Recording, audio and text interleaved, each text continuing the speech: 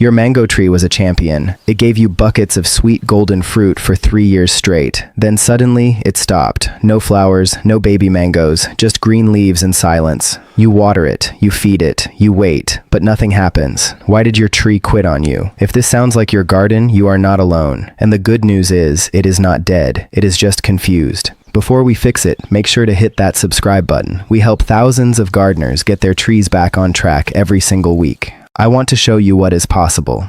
Last year, I worked with a grower in Florida who had a 10-year-old tree that had not produced a single mango in 4 years. He was ready to cut it down. We applied the exact steps I am about to share with you. By the next season, that same tree was so heavy with fruit that we had to prop up the branches with wooden stakes. The transformation was incredible. The leaves turned a deep, glossy green, the blooms came in thick clusters, and the taste, better than ever. This is not magic, it is science, and it works for young trees, old trees, and even trees growing in pots.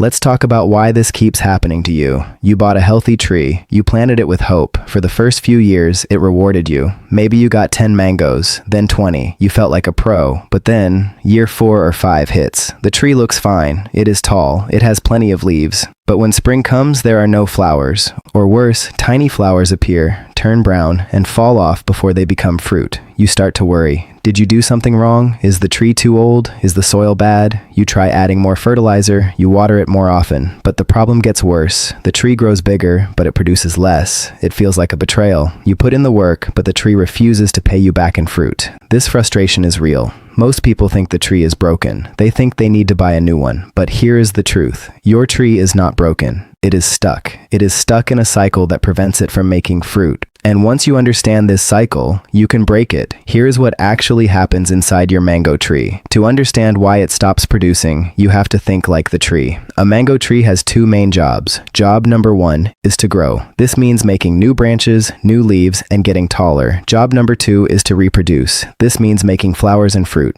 Here is the secret most people don't realize. A tree cannot do both jobs well at the same time. It is like trying to run a sprint and solve a math puzzle at the exact same time. You might do okay at one, but you will fail at the other. When a mango tree is young, it focuses on growing. It wants to get big and strong. That is why young trees rarely have fruit. As the tree matures, it shifts its energy. It starts to focus on making fruit, but sometimes something throws it off balance. If the tree feels too comfortable, it will keep growing leaves instead of making flowers. It becomes lazy. It puts all its energy into looking pretty with green foliage, rather than doing the hard work of making seeds. This is called vegetative growth. When a tree is stuck in vegetative growth, it will not flower. No flowers mean no fruit. This is the root cause of your problem. Your tree is too happy. It has too much nitrogen. It has too much water. It feels safe, so it keeps growing leaves. We need to teach it that it is time to make fruit. We need to switch its brain from grow mode to fruit mode. So, how do we flip that switch? We do it in 5 simple steps. These steps are universal. They work whether you are in California, Texas, Florida, or growing in a container on a patio. Let's start with step 1. Step 1 is fixing your fertilizer. This is the number 1 mistake I see. Most people use a general-purpose garden fertilizer. These bags usually have high numbers for nitrogen. Nitrogen is great for leaves. It makes plants green and bushy. But nitrogen is the enemy of fruit. If you give a mango tree too much nitrogen, it will never stop growing leaves. It will never feel the need to flower. You need to stop using high nitrogen food immediately. Instead, you need a fertilizer that is low in nitrogen and high in phosphorus and potassium. Look at the numbers on the bag. You want something like February 10th 10 or May 10th 10. The first number is nitrogen. Keep it low. The second and third numbers are phosphorus and potassium. These are the building blocks for flowers and strong roots. Phosphorus tells the tree to make blooms. Potassium helps the fruit develop and stay on the tree. Switch to this type of fertilizer now. Apply it according to the package instructions, but do not overdo it. More is not better. Too much fertilizer can burn the roots and make the problem worse. Feed your tree lightly, but regularly during the growing season. Stop feeding it completely in the late fall and winter. This leads us to step 2. Step 2 is managing water. Water is life, but too much water is a dream killer for mango flowers. Mango trees are tropical, but they are not swamp plants. They need a dry period to trigger flowering. In nature, mango trees experience a wet season and a dry season. The dry season stresses the tree just enough to tell it, hey, things are getting tough, we need to make seeds now to survive. If you water your tree every day, or if it sits in soggy soil, it never feels that stress. It thinks it is still in the easy growing phase. You must let the soil dry out between waterings. Stick your finger into the dirt. If it is wet, an inch down, do not water. Wait until it is dry. In the months leading up to flowering season, which is usually late winter or early spring depending on where you live, you should reduce watering significantly. Let the tree get a little thirsty. This mild stress is the signal it needs to start forming flower buds. If you live in a very rainy area, this might be hard. Make sure your soil drains well. If water pools around the base of the tree, you have a drainage problem. Fix that first. Raise the planting bed or add sand to the soil. Good drainage is non-negotiable for fruit production. Step 3 is pruning. This scares many people. They are afraid to cut their tree, but pruning is essential. An unpruned mango tree becomes a jungle. The branches get tangled. Sunlight cannot reach the center of the tree. Air cannot circulate. This creates a damp, dark environment where diseases love to hide. But more importantly, a dense tree wastes energy maintaining all those inner leaves that never see the sun. You need to open up the canopy. Think of your tree like a house. You want windows open so light can come in. Prune your tree after you harvest the fruit. Cut away any branches that are crossing each other. Remove any dead or diseased wood. Look for branches that grow straight up or straight down. These are not useful. Cut them back. Aim for a shape that allows sunlight to hit every part of the tree. Sunlight is the energy source for fruit sugar. No sun, no sweet mangoes. Also, keep the tree at a manageable height. If your tree is 30 feet tall, it is hard to care for. Keep it under 10 or 12 feet if possible. This makes harvesting easier and forces the tree to put energy into lateral branches where fruit forms, rather than just shooting up toward the sky. Use sharp, clean shears. Make clean cuts. Do not tear the bark. Seal large cuts with tree paint if you are worried about disease, but usually, mangoes heal well on their own. Step 4 is addressing micronutrients. Even if you have the right NPK fertilizer, your tree might be missing small but vital ingredients. Think of these like vitamins for humans. You can eat plenty of calories, but if you lack vitamin C, you get sick. Mango trees often lack zinc, iron, and magnesium. Zinc is crucial for flower formation. If your tree has small, distorted leaves, it might be low in zinc. Iron deficiency shows up as yellow leaves with green veins. Magnesium deficiency causes older leaves to turn yellow while the veins stay green. These deficiencies do not always kill the tree, but they weaken it. A weak tree does not have the energy to make fruit. The easiest way to fix this is by using foliar sprays. This means spraying the nutrients directly onto the leaves. The leaves absorb them quickly. You can buy chelated micronutrient mixes at any garden center. Spray the leaves in the early morning or late evening. Do not spray in the hot midday sun, or you will burn the leaves. Do this once a month during the growing season. It is a cheap insurance policy that keeps your tree healthy and ready to produce. Step 5 is patience and timing. This is the hardest step. You cannot force a tree to flower if it is not ready. Mango trees have a natural rhythm. They need a period of cool, dry weather to set buds. If you live in a place where it stays warm and wet all year, your tree might struggle. In these cases, you might need to create artificial stress. Some growers stop watering completely for a few weeks in the winter. Others use a technique called girdling, but I do not recommend that for beginners because it can hurt the tree if done wrong.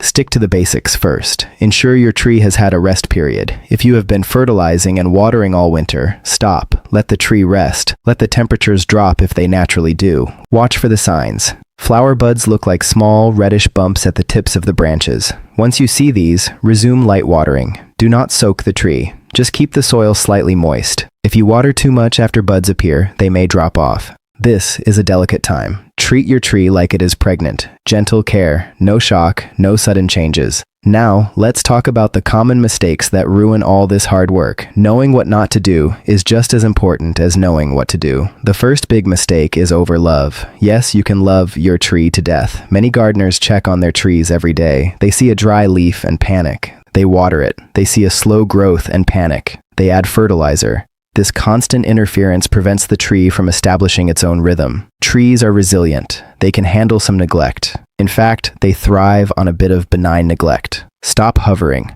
Trust the process. Check your tree once a week, not once a day. The second mistake is ignoring pests. You might have fixed the food and water, but tiny bugs are stealing your fruit before it even starts. Thrips are a major enemy of mango flowers. They are tiny, slender insects that feed on the flower buds. If you see black spots on the young fruit, or if the flowers turn brown and fall off, you likely have thrips. Aphids are another problem. They suck the sap from new growth. Inspect your tree closely. Look under the leaves. Look at the flower clusters. If you see pests, treat them immediately. Use neem oil or insecticidal soap. These are organic and safe. Spray them in the evening to avoid hurting bees. Do not wait until the infestation is huge. Catch it early. A tree fighting off bugs has less energy for making fruit. The third mistake is poor soil health. You can add fertilizer, but if the soil is compacted and dead, the roots cannot breathe. Mango roots need oxygen. If the soil is hard like clay, the roots suffocate. Add organic matter. Compost is your best friend. Spread a layer of compost around the base of the tree every year. This feeds the beneficial microbes in the soil. These microbes help break down nutrients so the tree can use them. Healthy soil equals healthy roots equals healthy fruit. Do not just dump chemicals on bad soil. Fix the soil structure first. Another common error is expecting fruit too soon. If you grew your tree from a seed, it can take 6 to 8 years to produce fruit. Grafted trees are faster, usually 2 to 4 years. If you have a seedling tree that is only 3 years old, it might just be too young. Be patient. Enjoy the shade it provides while it matures. Do not punish a young tree for acting young. However, if your grafted tree is 5 years old and has never fruited, then you have a management issue, and the steps above will help. Here is a bonus pro tip that experienced growers use. It is called root pruning. This sounds scary, but it is very effective for stubborn trees. If your tree is huge, leafy, and refuses to flower despite all your efforts, you can prune the roots. This limits the tree's ability to take up water and nitrogen, which shocks it into flowering. To do this, take a sharp spade. Walk around the drip line of the tree. The drip line is the circle on the ground directly under the outermost branches. Drive the spade into the soil about 6 inches deep. Cut through the roots all the way around the circle. You are not removing the tree. You are just severing some of the feeder roots. This reduces the tree's vigor. It slows down leaf growth. The tree senses this restriction and thinks, "I might not survive long, so I better make seeds now." Do this only once every few years, and only on mature, healthy trees. Do not do this on young or weak trees.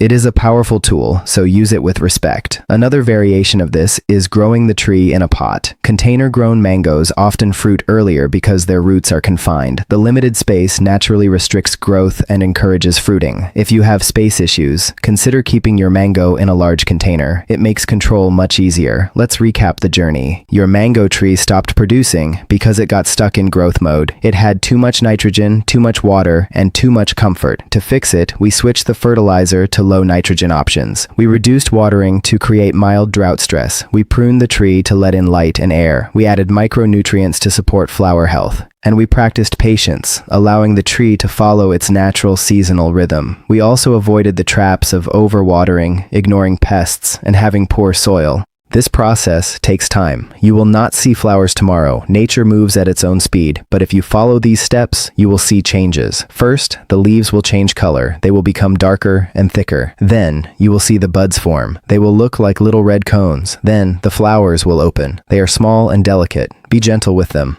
Finally, the tiny fruits will appear. Watching them grow from the size of a pea to the size of a fist is one of the most rewarding experiences in gardening.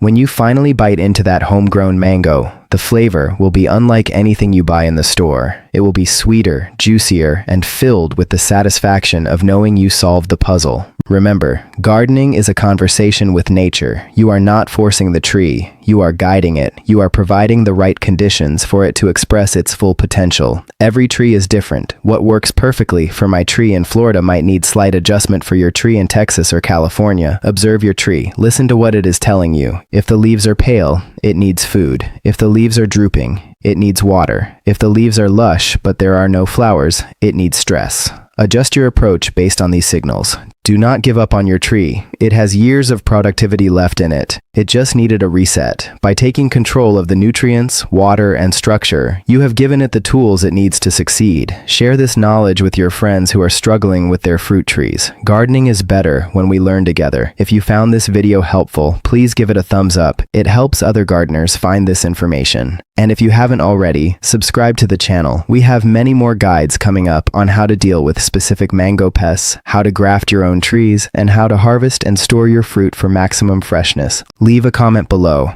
Tell me about your mango tree. How old is it? Have you tried any of these steps yet? What challenges are you facing? I read every comment and I love hearing your stories. Your questions often inspire our future videos. Thank you for spending this time with me. Go out to your garden, check your soil, and trust the process. Your harvest is waiting. Happy growing.